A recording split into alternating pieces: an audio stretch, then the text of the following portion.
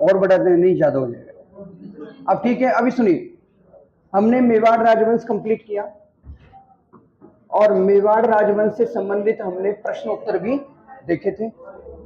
कल हमने यहां तक के प्रश्न देख लिए थे कि भाई दिवेर का युद्ध है ना, और उसके बाद में भी शक्तावतों और चुंडावतों में जो प्रतिस्पर्धा हुई थी उसके बारे में भी हमने जाना है ना, किस किले को लेके हुई थी।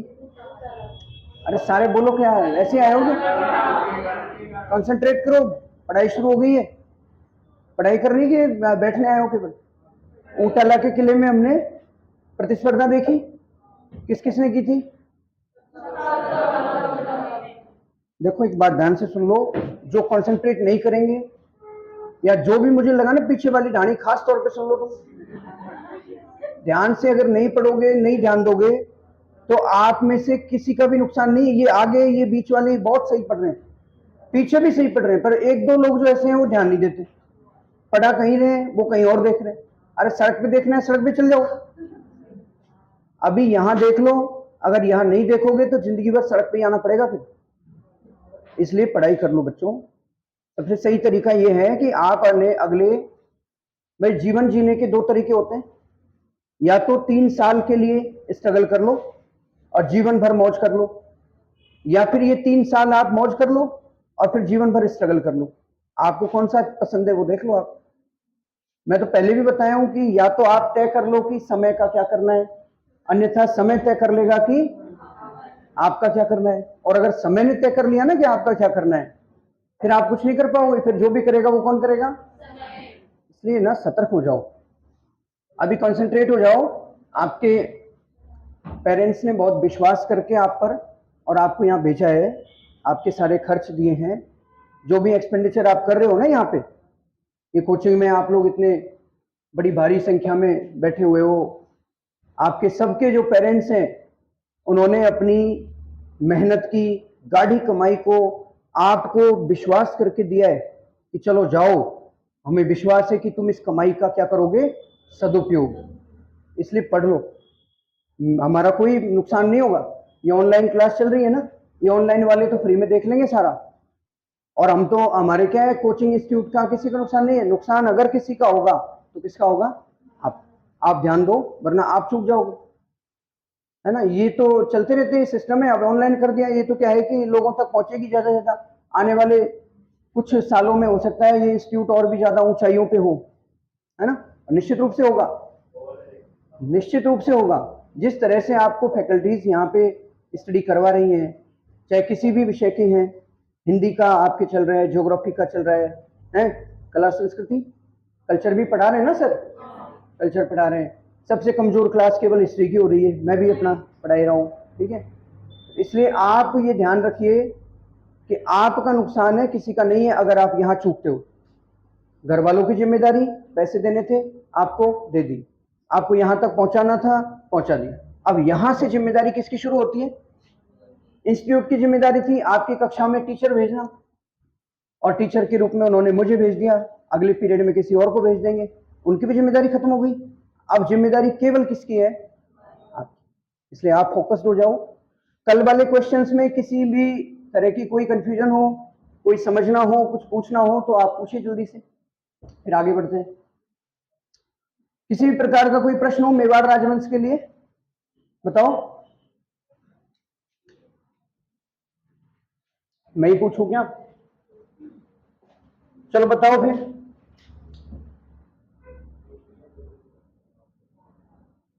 एक रानी का नाम पढ़ा था आपने,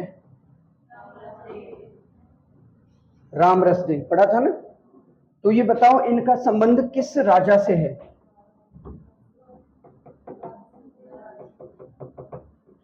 राज सिंह से है क्या? कंफर्म है? इसका मतलब आपको ठीक ठीक समस्या समाधान का बैठ गया है आपके दिमाग में। तो एक तो राज सिंह है, संग्राम सिंह है, जगत सिंह है और अमर सिंह है। अच्छा, ये राम रसदेव पढ़ी थी आपने, चलो ठीक है। किससे संबंधित है? राज सिंह से। लेकिन प्रश्न तो अब है, इन्होंने क्या बनवाया था? अब ये ईमानदारी से हाथ खड़े करो, कितने लोगों को ये नहीं आती थी? हाथ खड़े करो, कितने लोगों को इनको पता नहीं था कि राम रसदे ने कौन सी बावड़ी बनवाई? त्रिमुखी बावड़ी। बताओ किस किस को नहीं था पता? अब आप जो लोग देख रहे हो ना कि बहुत सारे सारे हाथ खड़े नहीं हुए, पढ़ाया वही है। कहां फर्क आ रहा है? आपको यहां पढ़ने के बाद ज्यादा नहीं करना है, केवल एक बार रिवीजन करना है, वन टाइम ओनली। एक बार आप देख लोगे, आपके सारे क्वेश्चन पक्के हो जाएंगे। आप यही तो रीजन है ना, कोचिंग में पढ़ने वाले हजारों बच्चे होते हैं और हजारों में से सिलेक्ट कितने होते हैं? एक वर्ष में एक बार में मान लेते हैं कि 50%, कहीं कोई किसी एग्जाम में, कोई किसी एग्जाम में, ऐसे करके मान लेते हैं कि 50%, या और भी कम होता है स्तर पर, हाईएस्ट माने तो 50%। बाकी के आधों का क्या होता है? वो क्यों नहीं होते हैं? एक खेत में एक किसान जो होता है ना, वो सारे पौधों को बराबर पानी देता है कि नहीं देता है? बराबर खाद देता है, सबका ध्यान रखता है वो तो। लेकिन फिर भी आप देखते हो कि कुछ पौधे ऐसे होते हैं जिनमें फल नहीं आते ना, तो वो किसकी कमी है? कमी किसकी है? वो खुद उस पौधे की कमी है। आप वो पौधे मत बनो जिनमें फल नहीं आए, आप वो पौधे बनो जिनको कम परिस्थितियां हो, कम सुविधाएं हो, तब भी उसमें फल आए। अभी आईएएस का रिजल्ट आया, थोड़े दिन हुए, और उसमें भरमार है ऐसे ऐसे सिलेक्शंस की, इस तरह के कैंडिडेट्स की, जिन्होंने बहुत अभावों में रहकर पढ़ाई की है, जिनके पास यहां तक कि किताबों को खरीदने के, कोचिंग को देने के पैसे भी नहीं थे, और फिर भी उन्होंने अपना सिलेक्शन करवाया। मंगल ग्रह से तो आए नहीं थे, यही इसी ग्रह के, इसी गोला के थे, हैं? गोला, इसी गोला के थे ना, और इस गोला के जो प्राणी हैं वो आप भी हो, तो फिर जब वो निकल सकते हैं तो आप भी निकल सकते हो, है ना? इसलिए आप कंसंट्रेट रहिए, इनको जो बताया वही आपको बताया। आज हम नया राजवंश शुरू कर रहे हैं, मारवाड़। देखो सबसे पहले देखते हैं मारवाड़ आखिर है कहां। तो देखो ये हमारा प्यारा क्या है? राजस्थान। अभी बनने तो दो, हैं? बन जाए, मेरे लिए तो बनाना ही बहुत टेढ़ा काम हो जाता है, मुझे चित्रकारी नहीं आती ढंग की।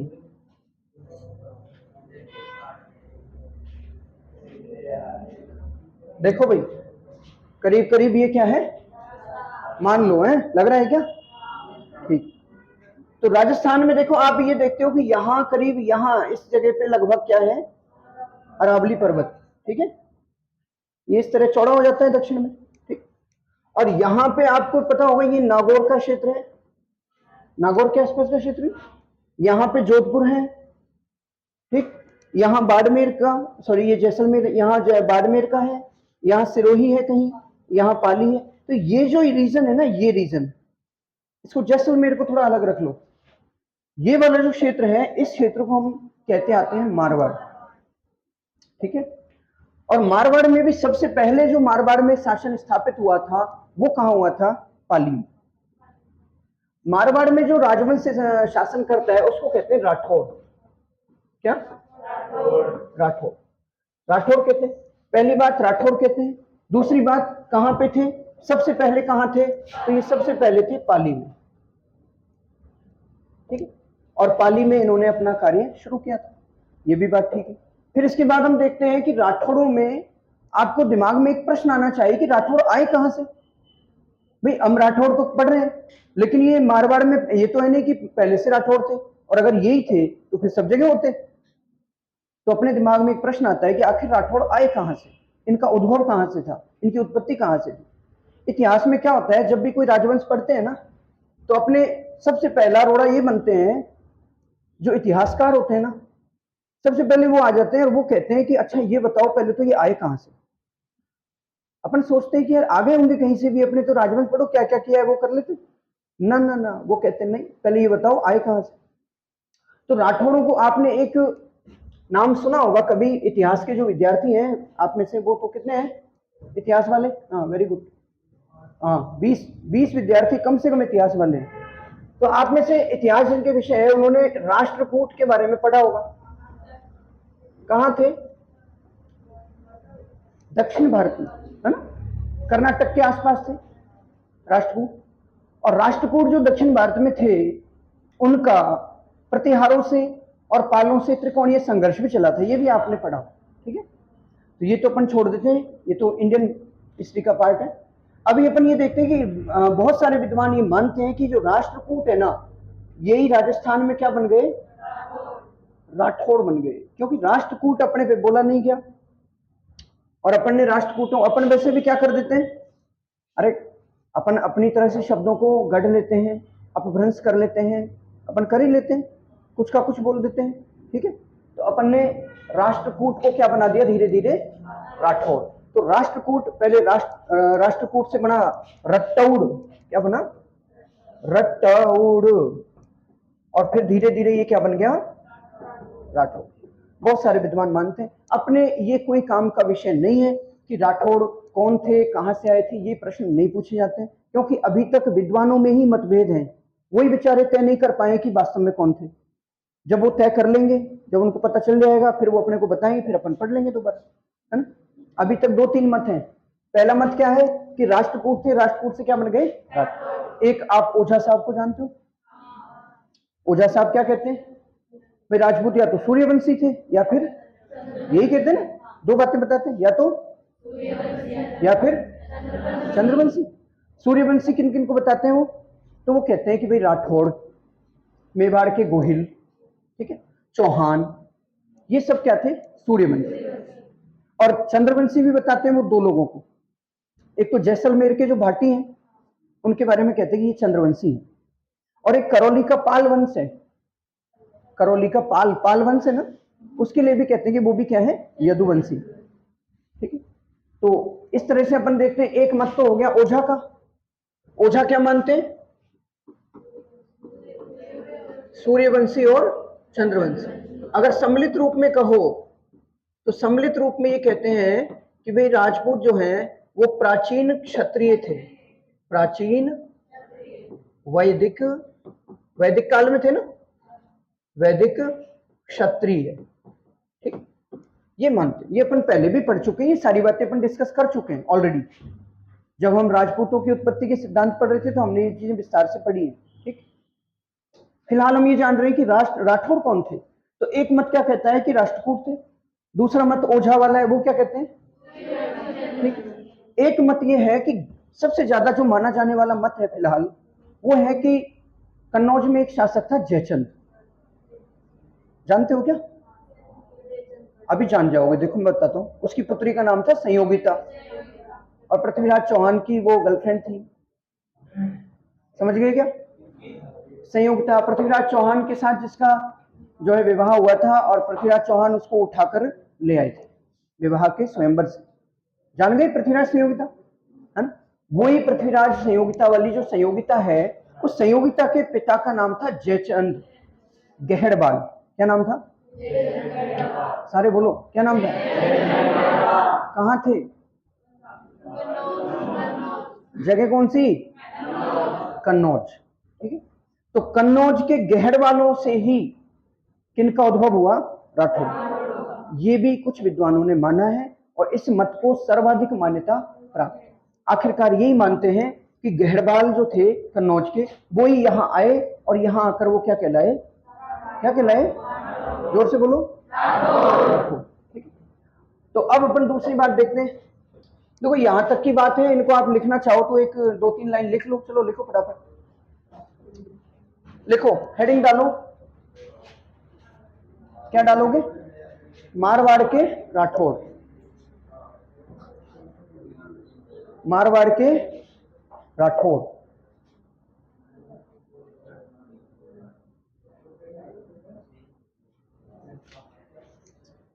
लिखो, राठौड़ों की उत्पत्ति से संबंधित, राठौड़ों की उत्पत्ति से संबंधित अनेक मत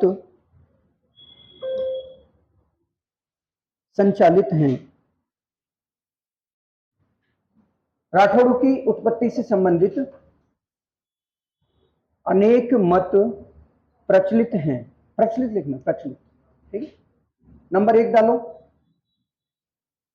दक्षिण भारत के राष्ट्रकूट थे। नंबर 1 क्या डाले हैं? ये दक्षिण भारत के राष्ट्रकूट थे, ठीक। दूसरा लिखो, नंबर 2, ओझा के अनुसार सूर्यवंशी, ओझा के अनुसार सूर्यवंशी क्षत्रिय थे। ओझा के अनुसार क्या थे?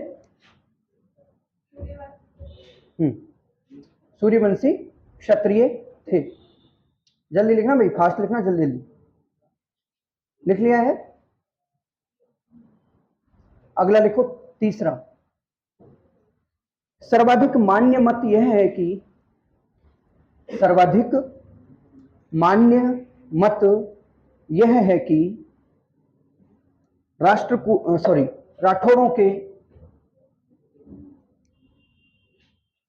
राठौड़ों के पूर्वज कन्नौज के गहड़वाल थे। गहड़वाल लिखूं क्या? सर्वाधिक मान्य मत यह है कि राठौड़ों के पूर्वज कन्नौज के क्या थे? गहड़वाल। और फिर भी आप ना याद रखना चाहो तो जयचंद गहड़वाल के वंशज ऐसे भी लिख सकते। संयोगिता के पिता पृथ्वीराज चौहान के ससुर, ठीक है, PR थर्ड, पृथ्वीराज चौहान तृतीय, ठीक है। अगला लिखो, राठौड़ों का राज्य, हाँ इसमें अगला लिखो, अगला पॉइंट, इसको छोड़ दो, अगली लाइन से लिखो, नई लाइन से। राठौड़ों का राज्य सर्वप्रथम पाली में स्थापित हुआ एवं इनकी प्रथम राजधानी, इनकी फर्स्ट कैपिटल क्या थी? खेड़। इनकी प्रथम राजधानी खेड़ थी। कुछ लोग नए दिख रहे हैं, मुझे नए चेहरे दिख रहे हैं, उनके लिए मैं कहना चाहूंगा कि अपनी नोटबुक में देखना है, अपना काम करना है, आपसी वार्तालाप नहीं करेंगे। और मेरी क्लास करने नहीं, रूल है, बताता हूँ। बात करते हुए मैंने देखा कोई दिक्कत नहीं है, मैं उनको बिल्कुल बाहर भेज दूंगा और फिर एंट्री नहीं होगी। बात नहीं करनी, और कुछ भी आप पूछें आराम से मैं बताऊंगा। मैं आप कितना ही कठिन प्रश्न पूछ लो, है ना, मैं बताऊंगा, और नहीं आएगा तो अगले दिन बताऊंगा, है ना। लेकिन आपस में जो वार्तालाप किया ना, मैं बाहर भेज दूंगा और फिर अंदर नहीं घुसने दूंगा। इस बात का विशेष ध्यान रखेंगे और बिल्कुल अपना काम करो। जहां पीछे रह गए हो तो मुझसे पूछ लेना, ठीक है। तो राठौड़ों की प्रथम राजधानी कौन सी थी? खेड़। यहां तक की बात क्लियर है? अब लिखिए अगला, इनके आदि पुरुष राव सिंहा को माना जाता है। देखो 2-3 बातें जान लो। सबसे पहले तो ये जान लो, आप ही राव, राणा, राजा, महाराजा, इनसे परेशान मत होना। जोधपुर वाले जो हैं वो अपने आगे क्या लगाते हैं? राव। बाद में महाराजा लगाएंगे, लेकिन तब लगाएंगे जब महाराजा की पदवी उनको मुगल बादशाह देंगे। अभी तो क्या लगाते हैं ये? राव, ठीक है। कोई ज्यादा बड़ा हो जाएगा फिर बाद में महाराव लगा लेगा, ठीक है। अच्छा, कोटा वाले, बूंदी वाले, वो भी क्या लगाते हैं? महाराव, राव, ठीक। अलवर वाले भी क्या लगाते हैं? राव। अलवर वाले हालांकि आगे चल के राव राजा भी लगाते हैं। क्या लगाते हैं? राव राजा। अच्छा, मेवाड़ वाले क्या लगाते हैं? महाराणा, राणा, महाराणा। ये कौन लगाते हैं? मेवाड़ वाले, ठीक है। और जयपुर वाले कच्छावा तो उनका वंश है, राजा या राजा महाराजा लगाते हैं वो भी, बाद में वो सवाई बाद में बनेगी, है ना, अपन पढ़ेंगे तब आगे। मैं इसलिए बता रहा हूं कि आप लोगों को ये कंफ्यूज नहीं होना है कि यार ये राव है, इससे पहचान होती। राव का मतलब कहाँ के हैं? मारवाड़ के, जोधपुर के हैं, ठीक है, पहचान हो गई। अगर ये मैं एक आपने पढ़ा था रावचुंडा, पढ़ा था ना, रावचुंडा कहाँ के थे? हो गई ना गलती। अरे रावचुंडा बोल रहा हूं मैं, कहाँ के हैं? मारवाड़ के। रावचुंडा के पुत्र थे रणमल। रणमल ने अपनी बहन हंसाबाई का विवाह महाराणा लाखा से करवाया। महाराणा लाखा के एक पुत्र पहले से थे, कुंवर चुंडा। क्या नाम था? अरे क्या नाम था? और कुंवर चुंडा को क्या कहते हैं? मेवाड़ का भीष्म। अब देखो दो व्यक्ति हैं, एक तरफ है कुंवर चुंडा और दूसरी तरफ है रावचुंडा। कैसे पता चलेगा कौन कहाँ के? तो रावचुंडा जोधपुर और कुंवर चुंडा मेवाड़। ऑप्शन में आपके दोनों आएंगे।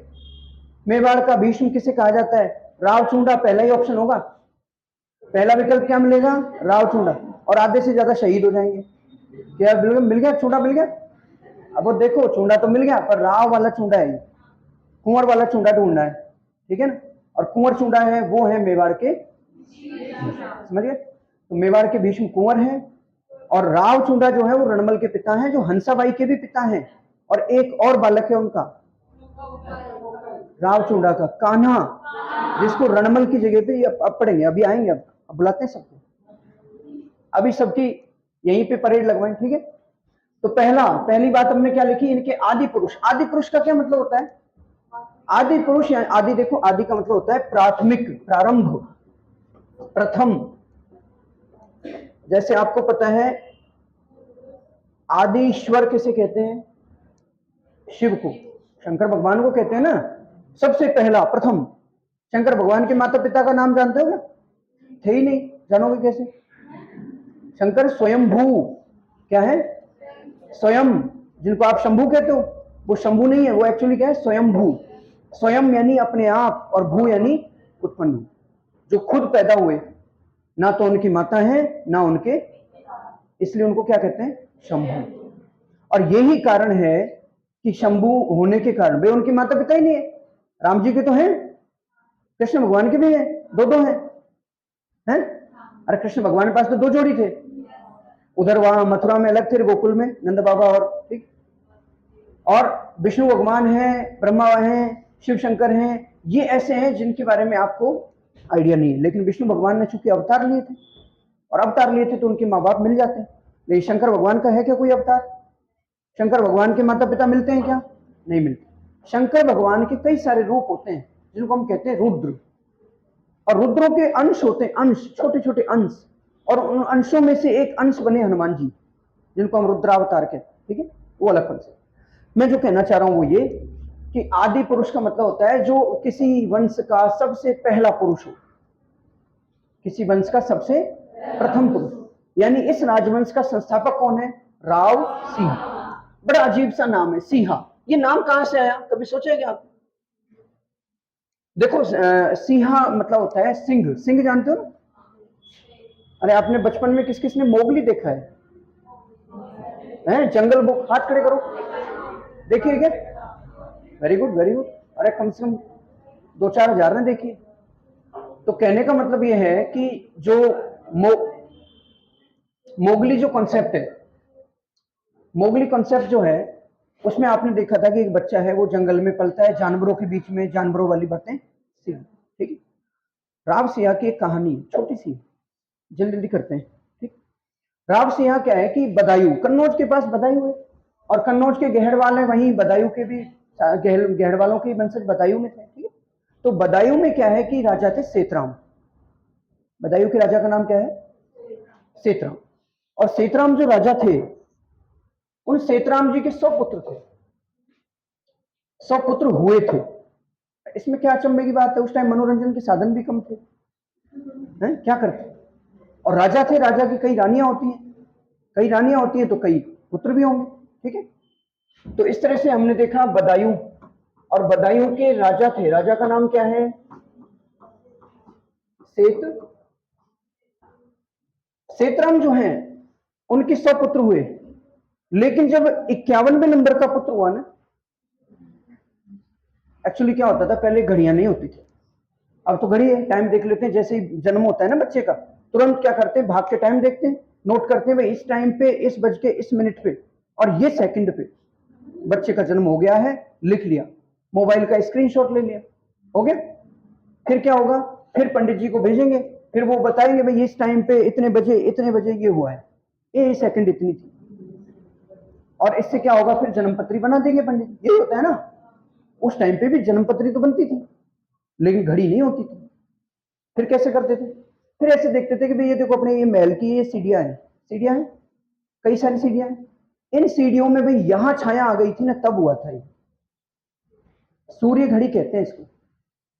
तो छाया जब यहां तक पहुंच गई थी तब पैदा हुआ था भाई, छाया यहां थी, ये बच्चा पैदा हुआ तब छाया यहां थी, इसके जन्म के समय छाया यहां तक थी, इस पेड़ की छाया यहां तक पहुंच गई थी। तो इस तरह से समय का निर्धारण होता था। तो समय का निर्धारण होता था सूर्य घड़ी से, है ना।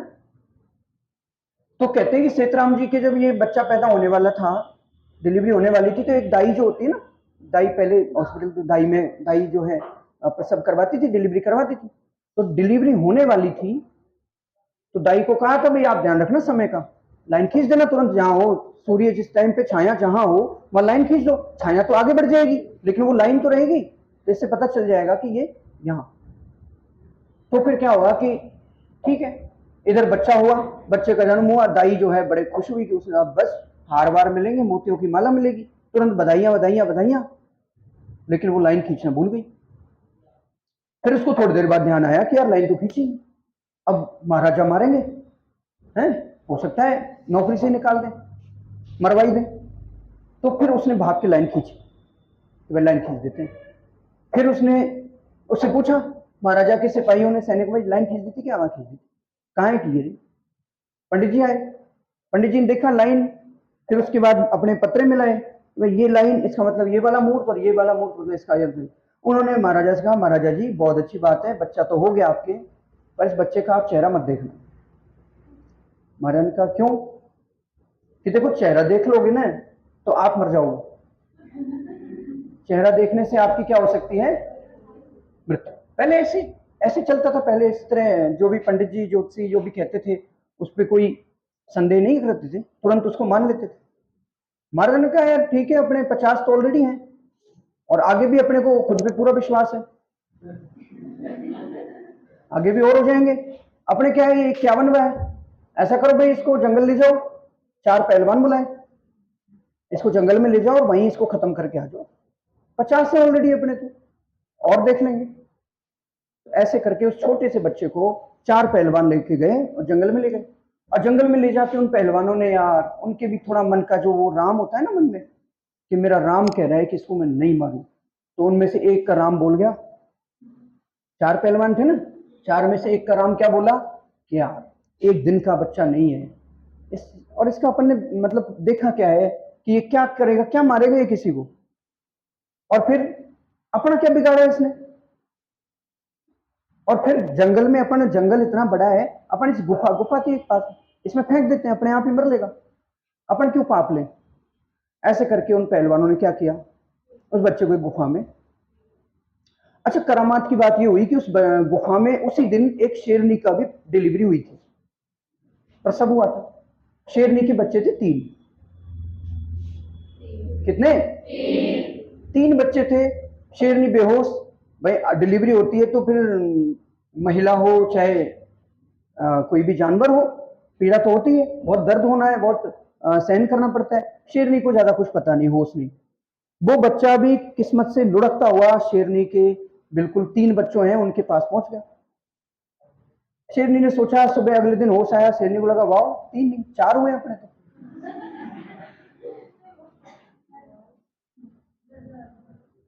शेरनी को लगा कि अपने बच्चे कितने हैं, 4।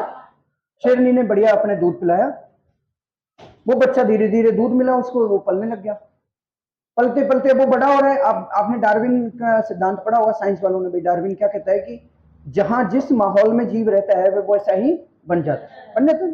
अनुकूलन का सिद्धांत कहते हैं, अडप्शन, थ्योरी ऑफ अडप्शन। अनुकूलन का सिद्धांत उसने अडेप्ट कर लिया और वो बच्चा धीरे धीरे शेर की तरह ही ग्रो कर गया। क्या बन गया वो धीरे धीरे? अब ऐसे तो शेर क्या बनेगा, रहेगा तो मनुष्य, लेकिन लक्षण सारे कौन से हो गए? अब वो कैसे उनके साथ, शेरों के बच्चों के साथ खेलता है, वो वैसे ही लड़ता है, वैसे ही पंजे मारता है उनके, वैसे उनके जो है उसके अब बाल बाल तो बढ़ ही गए, बाल तो बढ़ ही गए धीरे धीरे, बड़ा हुआ तब, और लेकिन वो सारे करता वो वैसे ही करता है, शेरों के साथ बड़ा हो रहा है, लड़ रहा है, गुर्रा रहा है।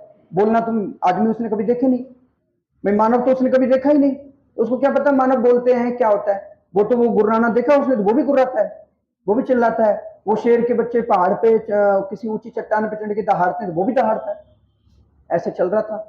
और ये सारा खेल कहाँ हो रहा है? बदायूं के जंगलों में।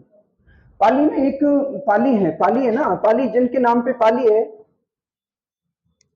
उसको कहते हैं पालीवाल ब्राह्मण। ये अपना अगर राजस्थान है, ये थोड़ा सही नहीं बना, तो यहाँ पाली है, ठीक। और पाली में जो पाली नाम पड़ा पाली का, वो किन के नाम पे पड़ा है? पालीवाल ब्राह्मणों के नाम पे पड़ा।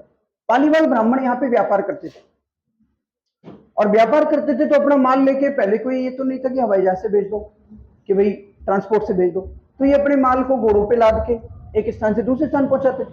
तो एक बार ये अपने सामान को लेकर बदायूं के जंगलों से गुजर रहे थे, तो इन्होंने एक चमत्कार देखा कि 4 शेर आपस में लड़ रहे हैं। क्या देखा? 4 शेर आपस में लड़ रहे हैं, और उनमें से एक शेर जो है वो आदमी है, और वो बाकी के उन तीनों को पीट रहा है तबीयत से, और बाकी के तीन उससे डर भी रहे हैं, और वो यूं करता है तो वो पीछे भी हट जाते हैं, डर भी रहे उससे। और पूरा वो मतलब उनका क्या बना हुआ है? डॉन बना हुआ है उसका। बहुत बुरा हाल है। फिर थोड़ी देर में मतलब उनको पता लगा कि ये खतरनाक आदमी है, कोई पता नहीं कैसे शेरों के चक्कर में पड़ गया, या शेर इसके चक्कर में पड़ गए, जो भी रहा हो। लेकिन ये वो तुरंत उस जगह के जो राजा थे बदायूं के, उनके पास पहुंचा। बदायूं के राजा का नाम था, अरे पढ़ा था ना अभी अभी, सेतराम जी। सेतराम जी जाके बोला कि महाराज हमने आपके जंगलों में ये दिखा है। सेतराम जी ने कहा यार भाई ये जंगल, हम भी रोज सुबह शाम शिकार पे जाती हैं, हमने कभी ऐसा नहीं देखा, तो आप पता नहीं क्या बोल रहे हो, मजाक कर रहे हो किस तरह से। पालीवाल ब्राह्मणों का नहीं साहब, मजाक बिल्कुल भी नहीं है, बात बिल्कुल सही है। इतने में क्या है, वो 4 पहलवान थे ना, उनमें से एक पहलवान जो वहीं बैठा था, उसने कहा पहलवान ने कि महाराज अगर आप जान नहीं लो मेरी, मुझे जीवित छोड़ दो, तो मैं एक बात बताऊं। बताओ भाई, साथ एक नहीं, तू कितनी भी बात बता दे, तू कितनी भी बड़ी गलती करके बैठा हो, तेरी जान नहीं लेंगे, अभय दान दिया। तो उसने बताया कि उस बार जो आपका वो 51वें नंबर का था ना, जो आपने मारने भेजा था, हमने उसको मारा नहीं था, गुफा में फेंक दिया, तो हो ना हो वो वही है। तो फिर महाराज के दिमाग में आया कि यार वो तो बहुत अशुभ था, तुमने ये क्या कर दिया, वो तो तुमने छोड़ कैसे दिया उसको, वो तो मेरी जान ले लेगा। तभी वो जो दाई थी, वो तो बहुत बूढ़ी गई थी, पर वो भी कहीं से निकल के कि महाराज मैं भी एक बात बता दूं, कि वो जो लाइन थी ना, वो लाइन खींचना भूल गई थी, लाइन उससे पहले थी। फिर पंडित जी आए कि भाई जो लाइन, फिर वो तो 10 मिनट 5 मिनट थोड़ी देर का ही, कुछ पलों का योग था, और अगर कुछ पलों पहले की बात है फिर तो बच्चे में कोई दोष ही नहीं। फिर सब सेना भेजी जंगल में, उसको ढूंढा गुफाओं में, सेना को देखते ही वो गुर्राया, तो उसके भाले वाले मार के थोड़ा बहुत उसको घायल किया, घायल करके महल में लाए, महल में लाके उसको नहलाया धुलाया, कपड़े पहनाए, उसको समझाया भाई देखिए गुर्राना गुर्राना छोड़, है ये हमको देख, ये हम मनुष्य हैं, ये बोलना होता है, गुर्राना नहीं होता। और ये क्या तू कच्चा कच्चा खा रहा है, पका के खा। अरे कच्चा मांस खाता था ना वो तो पक्का के खा भाई, तंदूरी भी कोई चीज होती है। तो इस तरह से उसको ढंग से खाए मनुष्यों वाले, समझाया बुझाया एकदम अप टू डेट करके। अब डार्विन का सिद्धांत फिर से लागू हो गया, अब वो मनुष्यों में रहने लगा, तो मनुष्यों वाले बाल बाल साफ करके बढ़िया एकदम सही कर दिया उसको। तो ये जो राजा था, फिर पालीवाल ब्राह्मण कुछ समय कुछ सालों बाद दोबारा आए दरबार में, तो कि महाराज वो जंगल से वो क्या हुआ, अरे कि ये बैठा देखो, ये मेरा 51वें नंबर का बेटा है, और हमने इसका नाम भी क्या रख दिया है, सिंहा। भाई सिंहों के साथ रहा था, शेरों के साथ रहा था ना, शेर को क्या कहते हैं, सिंह, तो नाम भी हमने क्या रख दिया है, सिंहा। और इस प्रकार अब ये बहुत अप टू डेट एकदम जेंटलमैन है, बढ़िया फोन भी रखता है टच वाला, इस प्रकार से वो एक सभ्य व्यक्ति बने। तो पालीवाल ब्राह्मणों ने कहा साहब हम व्यापार को जाते हैं, जंगल में डाकू लुटेरे जो हैं वो हमारा जो क्षेत्र है ना, हम जहाँ व्यापार करते हैं वहां पे हमको लूटते हैं, तो क्या हमको हमारी रक्षा के लिए एक आप कोई एक बेटा दे दो जिसको हम ले जाएं, राजा बना दें हमारे वहां, हम उसको टैक्स दे देंगे, वो हमारी रक्षा कर देगा। अरे ठीक है। अच्छा, सिंहा के बाद 49 बच्चे और हुए थे महाराजा सेतराम जी की। अरे कहावत भी है कि 49 सिंहो बढ़ो और सिंहा बढ़े 50। अरे बोलो बोलो बोलो, 49 सिंहो बढ़ो सिंहा बढ़े 50, यानी 49 से तो कौन बड़ा है, ठीक है, और सिंहा से बड़े कितने हैं, और सिंहा से बड़े 50 है, तो सिंहा 51वें नंबर पे, यानी 49 उसके बाद हुए। तो महाराजा ने कहा सीताराम जी ने अपने 100 बेटे हैं, ले जाओ किसी को, कि सर किसी को नहीं ले जाएंगे, हम तो उसी को ले जाएंगे जो सिंहा है, उसी को हम ले जाएंगे। तो सिंहा को लेके आए ये पाली, और पाली में खेड़ नाम की जगह को सिंहा ने क्या बनाया, राजधानी। और इस तरह से राव सिंहा मारवाड़ के क्या है, मारवाड़ के राठौड़े के आदि पुरुष, संस्थापक, और राजधानी कौन सी बनाई है, खेड़। ठीक है। अच्छा, खेड़ पाली में नहीं है, ध्यान रखना, खेड़ बाड़मेर में है, इसको खेड़ ब्रह्म भी कहते हैं। आगे अपन मॉडर्न राजस्थान जो पढ़ेंगे ना, आधुनिक राजस्थान, उसमें हम पढ़ेंगे मोतीलाल तेजावत नाम के एक महापुरुष। मोतीलाल तेजावत एक ही आंदोलन के प्रणेता हैं, और उन्होंने एक ही आंदोलन के समय गिरफ्तारी दी थी अपनी, कई बार उन्होंने आंदोलन किया था। तो वो महात्मा गांधी के भक्त थे, तो महात्मा गांधी के कहने पे उन्होंने इस तरह से, तो खेड़ ब्रह्म में उनको गिरफ्तार भी किया गया। तो मोतीलाल तेजावत के बारे में आगे पढ़ेंगे, अभी याद क्या रखना है।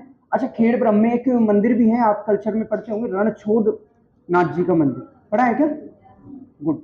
तो रणछोड़ जी का मंदिर भी है खेड़ ब्रह्म में। तो ये खेड़ है बाड़मेर में, और ये राठौड़ों की प्रथम राजधानी। अब लिखो लिखो फटाफट लिखो भाई, टाइम कम है। राव सिंहा, राव सिंहा। अच्छा, सन अगर मैं बता रहा हूं आइडिया के लिए ना, एग्जैक्ट याद नहीं करना है, पर याद आइडिया रखना है कि भाई कब थे, ठीक है, इससे आपको प्रश्न हल करने में आसानी रहेगी। 1240 लिखो, 1240 क्या है, 1240 ईस्वी। 1240 ईस्वी में पालीवाल ब्राह्मणों के द्वारा आग्रह किए जाने पर, आग्रह समझते हो ना,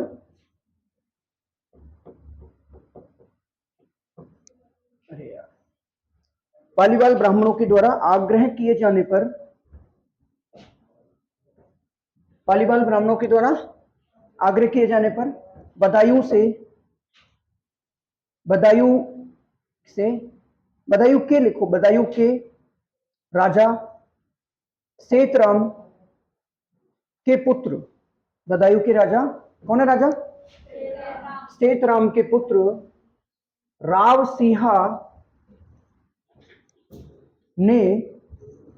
सिंहा ने पाली आकर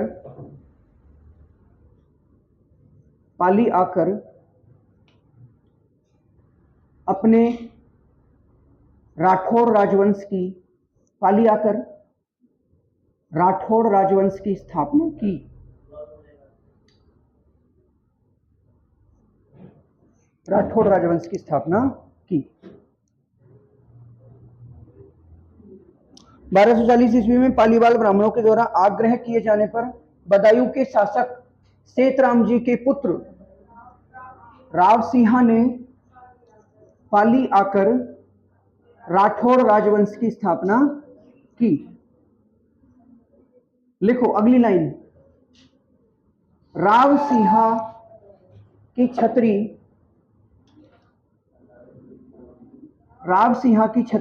अच्छा, ये और लिखो, एक लाइन और लिखो, छतरी बाद में बनवाएंगे, पहले राजधानी बनवाते हैं, अच्छा नहीं रहेगा ना, पहले राजधानी फिर छतरी, ठीक।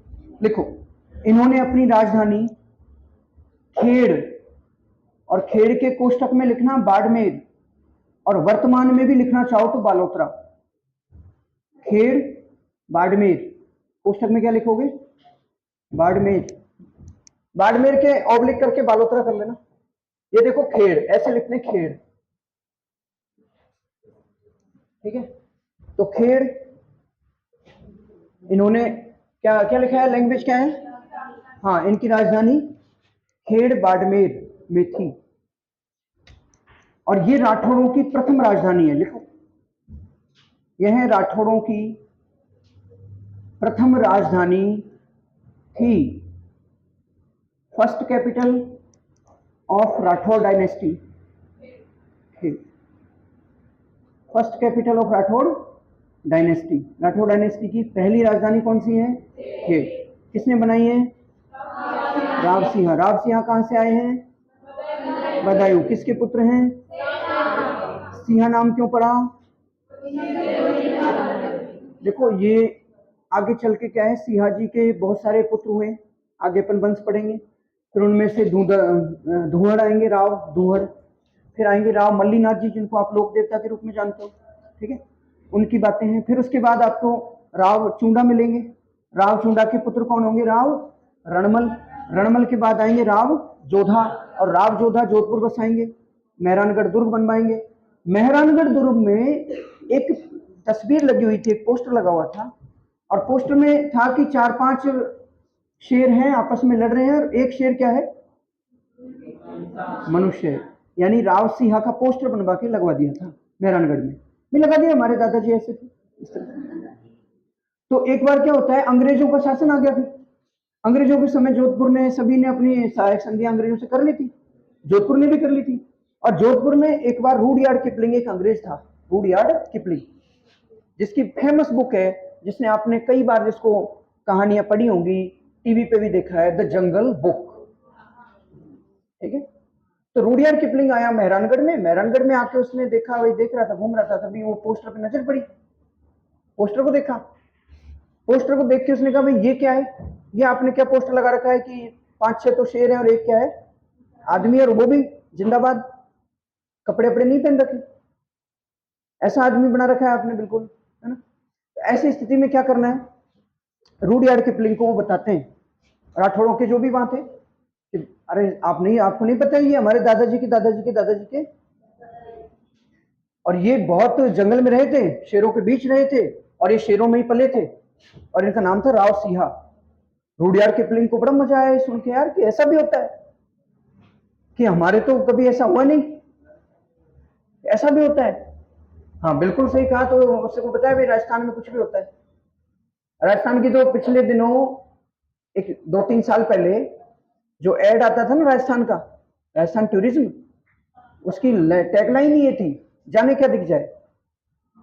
टैगलाइन थी, आपने एड देखा होगा, राजस्थान टूरिज्म, जाने क्या दिख जाए।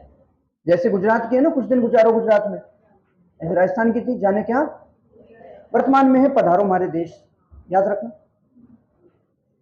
तो बात यहां तक आती है कि भाई रूडयार्ड किपलिंग उसको देखता है, इतना प्रभावित होता है कि वो पूरा का पूरा एक नोवेल उपन्यास लिख देता है, और उस उपन्यास का नाम क्या था, जंगल बुक। और वहां से एक कैरेक्टर, एक चरित्र बाहर निकल के आता है, जिसका नाम होता है मोगली। और उस मोगली को आप सब जानते हो, आप बचपन से देख रहे हो, ठीक है। आज से करीब 75 साल पहले मैंने भी मोगली देखा है। कहने का मतलब यह है कि मोगली को हम सब जानते हैं, लेकिन राव सिंह को आप तब जानते हो जब आप पढ़ते हो। हमको हमारा इतिहास केवल इसलिए नहीं जानना चाहिए कि हमको पढ़ना है, एग्जाम फाइट करनी, बल्कि हम यहाँ के नागरिक हैं, हम राजस्थान के निवासी हैं, हम भारत के नागरिक हैं, इसलिए भी हमको भारत के और राजस्थान के इतिहास को जानना चाहिए। ये हमारी जानकारी में होना चाहिए, ये हमारी एक नागरिक कर्तव्य भी है कि हमें हमारे इतिहास के बारे में जानकारी हो, ठीक है। तो ये थे आपके राव सिंह। अगले लिखो राव दूहर। इनमें कुछ रह गया क्या, छतरी लिखो, छतरी। राव सिंह की छतरी पाली के बीठू गांव में है। पाली के कौन से गांव में है, बीठू गांव में है, पाली के बीठू गांव में। अरे बीठू नहीं जानते, मिट्ठू मत लिखो, अरे बीठू, देखो ये बीठू, ये भी सही नहीं बना तो ये देख लो भाई, ये बीठू, ठीक है। एक राइटर हुए ना बीठू सुजा, हाँ, क्या लिखा था उन्होंने? राव जेठ सिरु छंद पढ़ा होगा ना, राव जेठ सिरु छंद। अरे बाद में ये लिखना मत अभी, अभी तो सिर्फ ये लिखो केवल कि राव सिंहा की छतरी कहाँ पे है? बीठू गांव पाली। बात खत्म हो गई, इतना ही है। राव सिंहा के बारे में प्रश्न बनेगा तो ये चीजें हैं। आगे लिखो राव धूहड़। धूहड़ लिख रहा हूं अभी। राव धूहड़, क्या नाम है? राव धूहड़। कहते राव धूहड़ का ननिहाल था। अरे भाई सुनो, बात नहीं करनी है ना, ये पीछे अंडमान निकोबार वाले ध्यान रखना भाई, बात नहीं हो जाएगी। पढ़ाई पे ध्यान देना, बात करी मैं भेजूंगा बात। ये मध्य भारत जो है ना, ये बिल्कुल अच्छा है पूरा। इधर ये लक्षद्वीप वाले भी सही हैं और हरावल दस्ता भी सही काम कर रहा है, ठीक है ना। चंद्रावल वाले थोड़ा ध्यान देना। हाँ, तो अगले शासक का क्या नाम है? राव धूहड़। राव धूहड़ के क्या थे? इनके देखो नाना कहाँ थे? कर्नाटक में थे। ननिहाल, ननिहाल का मतलब क्या होता है? जहां पे नाना होता भाई, ननिहाल, ठीक है। नाना का घर ननिहाल, तो ननिहाल कहाँ था इनका? कर्नाटक। कर्नाटक गए हुए थे गर्मी की छुट्टियों में, समर वैकेशन चल रही थी, और राव धूहड़ कहाँ गए थे? ननिहाल, कर्नाटक। तो वहां पे खेलते थे। तो इनके जो दूसरे मामाओं के जो कजिन बजिन थे, भाई थे इनके, मेरे भाई थे, बहन थे, उन्हें कहा यार धूहड़ तुम क्या फालतू बातें, तुम्हारे तो लोक देवी नहीं है। भाई जो भी राजा होता है उसकी एक देवी होती है, लोक देवी, कुल देवी, सॉरी लोक देवी नहीं, कुल देवी। हाँ कुल देवी, कि भाई तुम्हारे तो कुल देवी नहीं है, तुम क्या फालतू बातें करते हो, तुम्हारे तो कुल देवी नहीं, तुम काहे के राजा हो? भाई राजा हो तो कुल देवी होनी चाहिए कि नहीं? धूहड़ की ये बात खटक गई। धूहड़ ने कहा यार ये बात तो जमी नहीं। धूहड़ अपनी माँ के पास गए कि माँ अपनी कुलदेवी बताओ। तो माँ ने कहा कि अपनी कुलदेवी यही है, इसी में, दक्षिण भारत में ही है, कर्नाटक में है। ठीक है, फिर कहते हैं कि धूहड़ वहां गए कर्नाटक, और नागनेची माता, नागनेची माता की मूर्ति है, कहां से लाए थे? कर्नाटक। मूर्ति की खास बात यह कि काष्ठ की बनी हुई थी, लकड़ी की। काष्ठ तो समझते हो ना? माता का नाम क्या है? नागनेची माता। और मूर्ति किसकी बनी हुई थी? अच्छा, नागनेची नाम कैसे पड़ेगा वो भी बात करेंगे। पहले तो कुलदेवी की मूर्ति लकड़ी की थी। लकड़ी भी क्या बोलो, काष्ठ बोला करो, थोड़ा बड़े हो जाओ, अब ये स्कूल थोड़ी चल रहा है। काष्ठ, काष्ठ की मूर्ति थी। और ऐसा कहते हैं, कहा जाता है कि जब मूर्ति को धूहड़ लेके कंधे पे और चल रहे थे, तो मूर्ति ने ये कहा था कि देख, जहां तक बिना पलटे, जहां तक तू बिना पलटे चलेगा वहां तक मैं तेरे साथ चलूंगी, और एक बार भी पीछे पलट के देख लिया या रुक गए तो वहां से आगे मैं नहीं चलूंगा। तो बाड़मेर है, बाड़मेर में एक गांव पड़ता है नगाना। नगाड़ा नहीं है, गांव का नाम क्या है? नगाना। और नगाना गांव में जाके पलट गए कौन? धूहड़। और धूहड़ के पलटते ही मूर्ति ने कह दिया कि इट्स गेम ओवर, अब अपन कहां रुकेंगे? यहीं। अपन को क्या चाहिए? यही जगह चाहिए। तो नगाना गांव में आखिरकार धूहड़ ने बनवाया मंदिर, और नगाना गांव के नाम पर ही, नगाना के नाम पर ही माता को क्या कह देते हैं? नागणेची। क्या कह देते हैं? तो प्रमुख मंदिर तो नगाना में है, बाद में और जगह भी, जोधपुर में भी मंदिर बना, मेहरानगढ़ में भी बना, बाद में बनाएंगे ना भाई, बाद में तो अलग अलग मंदिर बनते रहेंगे। लेकिन मुख्य मंदिर, सबसे प्राचीन मंदिर नागणेची माता का, राठौड़ों की कुल देवी का, वो कहाँ है? नगाना, बाड़मेर। किसने बनवाया है? और बोलो, जोर से बोलो। समझ में भी तो आए दुष्टों, ऐसे बोलो कि समझ में आ जाए। धूहड़, ठीक है। पहला मंदिर किसने बनवाया? धूहड़ ने। और कहां पे बनवाया? नगाना। और नगाना गांव कहां है?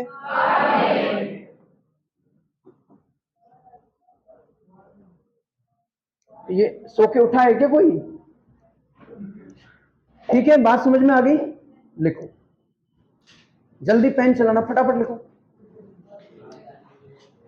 5 मिनट बच्ची, जल्दी लिखो। राव धूहड़, राव धूहड़ ने,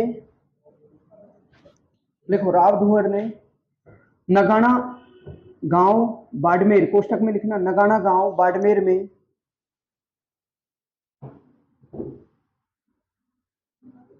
नागणेची माता का मंदिर बनवाया। नागणेची माता का मंदिर। नागणेची माता की, जल्दी लिखना भाई, नागणेची माता की काष्ठ प्रतिमा, कौन सी प्रतिमा? काष्ठ प्रतिमा। नागणेची माता की काष्ठ प्रतिमा कर्नाटक से राव धूहर द्वारा ही लाई गई थी। राव धूहर द्वारा ही लाई गई थी। काष्ठ प्रतिमा कहां से लाई गई थी? कर्नाटक से राव धूहर द्वारा ही लाई गई। ठीक है, अगला लिखो। नागणेची माता राठौर वंश की, नागणेची माता राठौर वंश की कुल देवी हैं।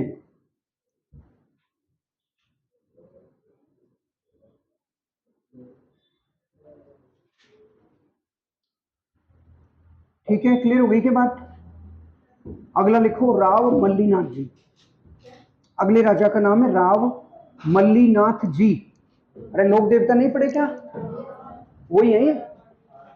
हाँ, पहले ये केवल आशीर्वाद नहीं देते, तलवार भी चलाते थे।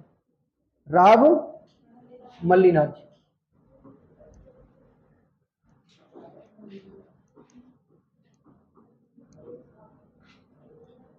और राव मल्लीनाथ जो है, इनकी दो तीन बातें याद रख लेंगे। एक तो मल्लीनाथ जो है, इनके नाम पर ही उस बाड़मेर के एक क्षेत्र का नाम मालानी पड़ा। ठीक है, मालानी पड़ा होगा ना, मालानी। तो पहला लिखो इनमें, इनके नाम पर, इनके नाम पर बाड़मेर के एक क्षेत्र का नाम, बाड़मेर के एक क्षेत्र का नाम क्या पड़ा? मालानी। और जो मालानी क्षेत्र है ना, इस मालानी क्षेत्र में घोड़े होते हैं, घोड़े। और घोड़े बहुत फेमस है वहां के, हॉर्स अच्छे घोड़े होते हैं, बहुत तेज भागते हैं। ठीक है, हाँ, तेज दौड़ने वाले घोड़े। ठीक है, तो मालानी क्षेत्र के क्या प्रसिद्ध है? क्या प्रसिद्ध है भाई? घोड़े। अगला लिखो, मल्लीनाथ जी राजस्थान के प्रमुख लोक देवता भी हैं। और ज्यादा लिखाना है क्या? कल्चर में और कूद जाता हूं मैं तो। वो आपके कल्चर वाले सर ने बता दिया होगा आपको भाई, पशु मेला लगता है, मल्लीनाथ पशु मेला लगता है ना। और कब लगता है? चैत्र शुक्ल एकादशी। हाँ, चैत्र शुक्ल एकादशी से चैत्र कृष्ण एकादशी से शुक्ल एकादशी, है ना? हाँ, ठीक है, 15 दिन लगता है। तो ये सब आप जानते हो, पशु मेला लगता है बहुत फेमस। ठीक है ना, मल्लीनाथ पशु मेला। और ये राजस्थान के पर्यटन विभाग द्वारा प्रायोजित है। राजस्थान के पर्यटन विभाग द्वारा आयोजित होता है ये मेला। ठीक है, अरे लिख लो रे, लिखो। मल्लीनाथ पशु मेले का आयोजन, मल्लीनाथ पशु मेले का आयोजन प्रत्येक वर्ष, मल्लीनाथ पशु मेले का आयोजन प्रत्येक वर्ष चैत्र माह में, चैत्र माह में राजस्थान पर्यटन विभाग के द्वारा किया जाता है। क्या लिखोगे? राजस्थान पर्यटन विभाग के द्वारा किया जाता है। समझ गए क्या?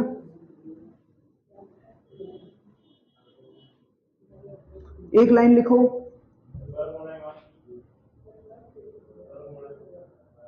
मल्लीनाथ पशु मेले का आयोजन प्रत्येक वर्ष चैत्र माह में राजस्थान पर्यटन विभाग के द्वारा किया जाता है। जल्दी लिखा करो तुम। हाँ, आगे लिखो एक लाइन, मल्लीनाथ जी ने मेवा नगर को अपनी राजधानी बनाया। किसको बनाया? मेवा नगर। अब देखो, ये ऐसे नाम आते हैं, फिर मेरा मन ललचा जाता है, फिर मैं कल्चर में घुस जाता हूँ। मेवा नगर में आपने पढ़ा होगा, पार्श्वनाथ का मंदिर है, काला भैरव कहते हैं इसको, काला भैरव मंदिर, है ना। मैं नहीं लिखाऊंगा अब, तो लिखो, मेवा नगर को कौन सी राजधानी बनाया? अरे राठौड़ों की दूसरी राजधानी कौन सी हो गई? लिखो अगली लाइन, राठौड़ों की द्वितीय राजधानी मेवानगर बनी।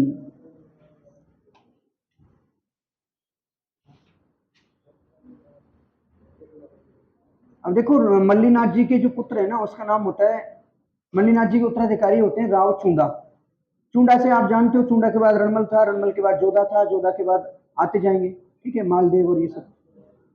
तो एक छोटा सा है मल्लीनाथ जी। अच्छा, गणगौर आपने मनाते हो, गणगौर त्योहार? मल्लीनाथ जी की एक बात बताता हूँ। तो गणगौर के त्योहार पे गीत कौन से गाते हो?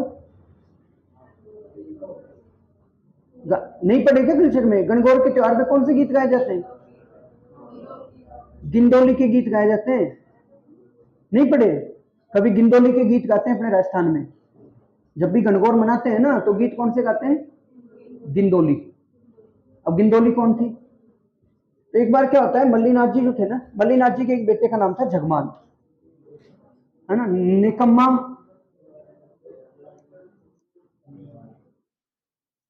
एकदम निठल्ला और नालायक बेटा था, जिसका नाम क्या था? अपने ऊपर ले लेना सब तुम। निकम्मा, निठल्ला, नालायक बेटा था, जिसका नाम क्या था? जगमाल। काम धाम नहीं करता था कुछ भी। और मल्लीनाथ जी कहते भाई थोड़ा राजकाज में हाथ दिखा कर, थोड़ा दरबार की गतिविधियों में देख लिया कर, थोड़ा फाइलें देख लिया कर, और कुछ नहीं तो व्हाट्सएप भी चेक कर लिया कर कि क्या क्या आया देखे। पर जगमाल के कोई फर्क नहीं पड़ता था। एक बार जगमाल जो है वो ऐसे ही घूमता था तो निठल्ला। एक बार मल्लीनाथ जी के क्या हुआ कि राज्य में लड़कियां गणगौर खेलने जा रही थी। गणगौर खेलते हैं 16 दिन तक, गीत गाती हैं, वो बनाती हैं अपने ईश्वर गणगौर जो भी है, ठीक। तो गणगौर खेलने जा रही थी। गणगौर खेलने वहां से एक गुजरात का राजा था, गुजरात का मुस्लिम सुल्तान था, उसकी सेना जा रही थी। तो वो सेना ने क्या किया, गुजरात की सेना ने पूरी की पूरी लड़कियां जो थी अपने गणगौर खेलने गई थी, उनको सब लड़कियों को क्या कर लिया, किडनैप, और उन लड़कियों को उठा के ले गए, गुजरात ले गए। जो जनता थी वो रो रो के आई। मल्लीनाथ जी राजा थे उस टाइम। मल्लीनाथ जी के पास आए लोग कि महाराज ये आपके राज्य में हमारी लड़कियों को ले गए उठा के। कौन ले गया? कि गुजरात की सेना ले गई। मुस्लिम सेना, मुस्लिम सिपाही थे, उनके कोई ईमान धर्म होता नहीं, वो ले गए उठा के। मल्लीनाथ जी ने कहा ठीक है भाई, मेरा धर्म में लाना है, राजा मैं हूं, सेना तैयार करो, जाते हैं लेने। इधर कहीं से जगमाल को पता चला कि यार अपने पिताजी कहीं बाहर युद्ध पे जा रहे हैं। जगमाल मस्त मौला आदमी, जगमाल ने पूछा भाई कहाँ जा रहे हो पिताजी? यार तू चुप रहे, तेरा कोई काम, तू मस्त रहे। अरे नहीं नहीं, बताओ सही कहाँ जा? क्या बताएं, लड़कियों को उठा ले गई गुजरात वाली सेना, छुड़ाने जा रहे हैं। अरे कि मैं चला जाऊंगा, आप क्यों परेशान हो गए? तू रहने दे। वो क्या करता था, वो लड़ाई झगड़े करता था, इधर गया बाहर गया, सुबह शाम दो चार को पीट देता था, दो चार आते थे घर पे भी रोते रोते कि ये जगमाल ने पीट दिया ऐसे। तो उसका यही धंधा था। तो मल्लीनाथ जी ने कहा तुझे भेजेंगे, तू रास्ते में कहीं लड़ झगड़ के वापस आ जाएगा, तू जगह पे पहुंचेगा तक नहीं। तो जो जगमाल था ना, उसमें उस टाइम पे उसका ईगो हर्ट हो गया। क्या पिताजी ने अपनी कोई वैल्यू नहीं है, अपनी तो कोई इज्जत ही नहीं, अपने को तो कुछ मानते ही नहीं, सोचते ही नहीं। जगमाल ने कहा पिताजी प्रॉमिस है, कमिटमेंट है कि मैं लड़कियों को लेके आऊंगा, ठीक है, और आप मुझे जाने दो, ठीक है। जगमाल ने पता किया भाई कहाँ है अपने लड़कियां, कहाँ रख रखी हैं। तो पता चला कि अहमदाबाद के किले में रखी हुई है। अहमदाबाद किले में क्यों रखी हुई है? कि अहमदाबाद के किले में गुजरात का जो सुल्तान है उसकी शहजादी है, जिसका नाम है गिंडोली, और उस गिंडोली की चाकरी में रख रखा है अपनी लड़कियों को। कोई उसके लिए चाय बनाती है, कोई कॉफी बना देती है? कोई इसके लिए पास्ता लेके आ देती है, पिज्जा डिलीवरी आती है, पिज्जा पिज्जा मंगवाती है, वो सब ले आती है उसके लिए, कपड़े धोती है उसके। पूरी चाकरी किसकी कर रही है अपनी लड़कियां? गिंडोली। और गिंडोली की दासियां बना रखी है सबको। तो कि वो कैसे उस किले पे आक्रमण कर देते हैं। जगमाल ने कहा क्या दिक्कत है, अपने उस किले पे ही टूट पड़ते हैं। तो किसी ने समझाया कि सोच भी मत लेना, बहुत तगड़ा पहरा है और वहां पे आप आक्रमण नहीं कर सकते, मारे जाओगे। फिर जगमाल ने करे क्या? फिर जगमाल ने दिमाग लगा, जगमाल ने कहा ठीक है अपने मालानी से चल रहे, मालानी के क्या ले चलो और बनाओ व्यापारियों का वेश, अच्छे अच्छे घोड़े लिए और अच्छे अच्छे लिए योद्धा, बढ़िया लड़ने झगड़ने, मतलब लड़ने वाले जिनको प्रैक्टिस थी लड़ने की, और सारे को लेके और फिर वो चल दिए अपने अहमदाबाद। अहमदाबाद पहुंच गए, घोड़े ले लिए, सबने व्यापारियों का बेस बना लिया है, 1500 घोड़े ले लिए साथ में, 1500 सिपाही ले लिए, चल दिए। ज्यादा हो गए होंगे, 50 ले लिए होंगे, 150। लेकर पहुंचे। अब ये पता चला कि भाई ये जो गिंदोली है ना, ये पूरे 7 दिन कहाँ रहती है? किले में अंदर। केवल शुक्रवार के दिन एक दरगाह है, उस दरगाह पे जाते हैं, और उस टाइम पे अपनी जो लड़कियां हैं वो भी जाएंगी साथ में, जो दासी है ना रानी शहजादी के साथ में, दासियां तो जाएंगी जाएंगी। तो ऐसे करके शुक्रवार वो पहुंच गए पहले ही, 2-3 दिन पहले ही जाके डेरे लगा दी घोड़े वालों का, व्यापारियों को, भाई कहाँ से आए हो? कि घोड़े बेचने आए। मालानी के घोड़े? हाँ मालानी के। दिख ही जाते हैं मालानी के घोड़े, अलग ही बढ़िया अच्छी नस्ल के घोड़े होते हैं, दिख जाते हैं भाई घोड़े। ठीक है, तो उन्होंने कहा यार बेच दो। क्या बेच देंगे? कितने का है? तो घोड़ा अगर 5,000 का है तो वो बताए 50,000। उनको थोड़ी बेचना है, मैं उनको बेचना हो जब तो सही बताया, उनको तो बोले 5,000 का घोड़ा है, कि कितने का? 50 है। अरे क्या दिमाग खराब है कि बिकेगा ही नहीं? मन में सोचे वो कि नहीं बिके, हमको कौन सा देखना है, मत बिके। तो ऐसे करके शुक्रवार के दिन शहजादी आ गई, दासियां आ गई सारी। वो लड़कियां जैसे ही वो देखते हैं पहचान गए कि यार ये अपनी वाली लड़कियां हैं, सब भाई भाई तो है उनके, हैं अपने ही गांव की लड़कियां, अपन पहचानेंगे नहीं क्या? फिर उधर लड़कियों ने देखा कि यार ये व्यापारी, और यार ये तो वो है अपने, ये अपना काड़ू है, हैं ये अपना मोटू है, ऐसे पहचान ली। तो उनको लड़कियों को इशारा किया, लड़कियों ने तुरंत घोड़ों पे बैठ गई आके, चलो। और फिर इधर जगमाल के, जगमाल कहाँ? जगमाल कहाँ? जगमाल देखा, जगमाल ला रहा था गिंदोली को बैठा के घोड़े पे। सब साथ वालों ने कि यार तू, अरे कि तुम चलो। तो गिंदोली को बैठा लिया किसने? जगमाल ने। आधे रास्ते पहुंचते पहुंचते जगमाल और गिंदोली में हो गया है प्रेम। अरे विवाह नहीं हुआ मूर्ख, पहले प्रेम होता है, मतलब पहले अर्धवार्षिक परीक्षा होती है, फिर वार्षिक होती है। तो क्या हो गया उनमें? आपस में प्रेम हो गया उनमें, अरे बात नहीं, प्रेम हो गया उनमें। और गिंदोली जब वहां पे आती है तो फिर गिंदोली, गणगौर का अवसर था, तो गिंदोली अब क्या क्या बन गई? मारवाड़ की रानी बन गई ना, भाई जगमाल से उसका विवाह हो गया। तो अब गिंदोली के गीत तब से गाए जाते हैं। नेट पे गूगल पे कभी सर्च करना कि गिंदोली के गीत कब गाए जाते हैं, क्यों गाए जाते हैं।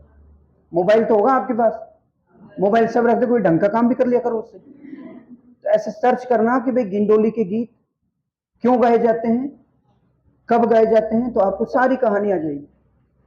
तो ये था मारवाड़ के मल्लीनाथ जी का बेटा जगमाल। लिखो अगला राजा जो है ना मल्लीनाथ जी, मल्लीनाथ जी के बाद अगला राजा लिखो रावचुंडा। अगले राजा का नाम क्या है? और रावचुंडा को हम पढ़ेंगे अगले एपिसोड में। तो रावचुंडा का क्या हुआ, उसके कितने पुत्र थे, उसने आखिर अपने पुत्र रणमल को छोड़कर कान्हा को क्यों उत्तराधिकारी बनाया, इन सब सवालों के जवाब आपको मिलेंगे अगले एपिसोड में। ठीक है।